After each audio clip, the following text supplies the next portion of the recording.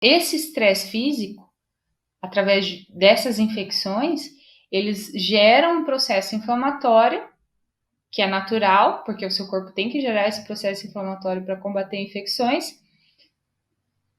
Esse processo inflamatório causa um dano no tecido, que como consequência gera um estresse físico no seu organismo. E aí, volta aqui, estresse físico, inflamação, dano no órgão. E aí esse ciclo nunca para de girar.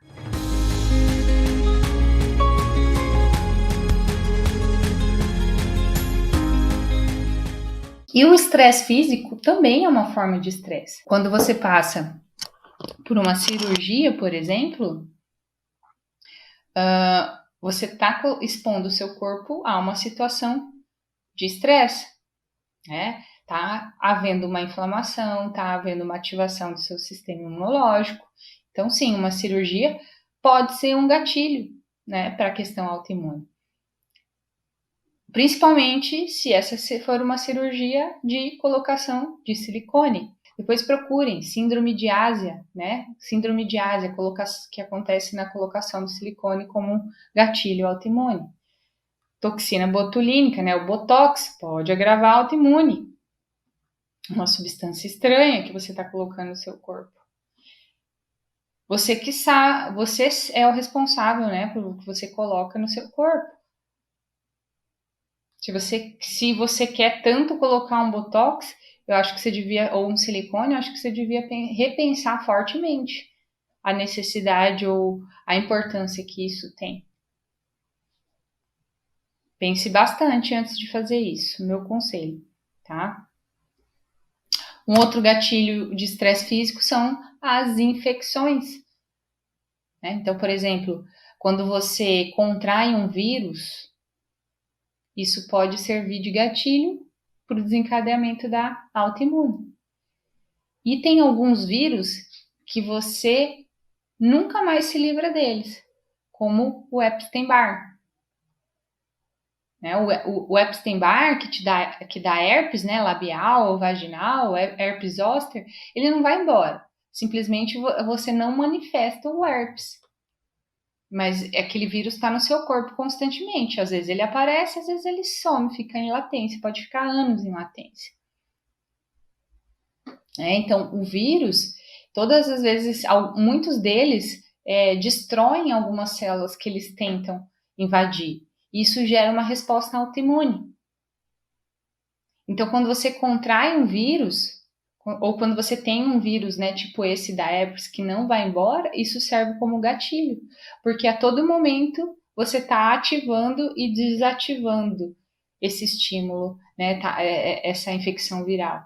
E aí o seu sistema imunológico fica nesses altos e baixos de combater esse vírus. Tá?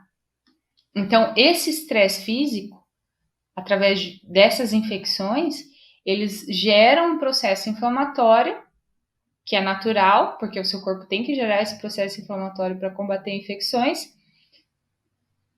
Esse processo inflamatório causa um dano no tecido, que como consequência gera um estresse físico no seu organismo.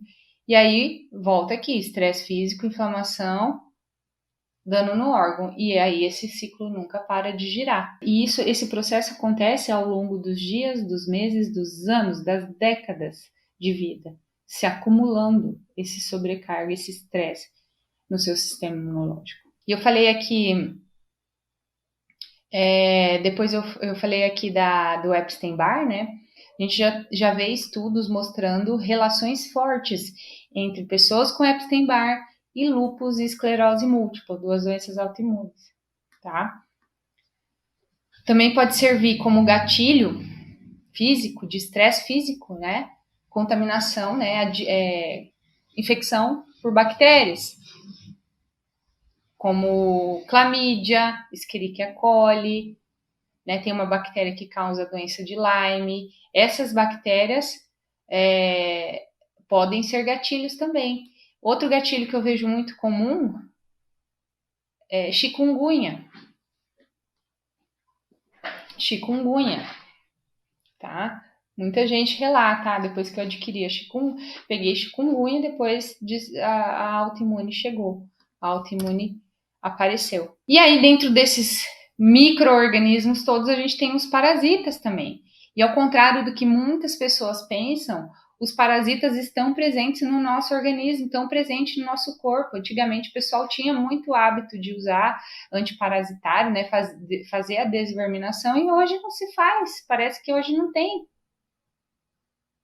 Por quê? Porque às vezes no exame faz um exame de fezes e dá negativo, mas o exame de fezes ele é pouco sensível a detectar. Às vezes naquele pedacinho de fezes não tinha parasita. Ou tinha um tipo de parasita que não foi possível o aparelho detectar, né? E o que esses parasitas fazem? Eles contribuem para a inflamação, eles comprometem o sistema imunológico, eles destroem tecidos. E onde que você pega esses parasitas? Na água, nos alimentos, através das fezes dos animais. Se você tem animalzinho na sua casa que dorme com você, que sobe em cima do sofá, que lambe a sua boca, seu rosto, parasitose. Então você tem que desparasitar e tem que desparasitar o seu animalzinho também.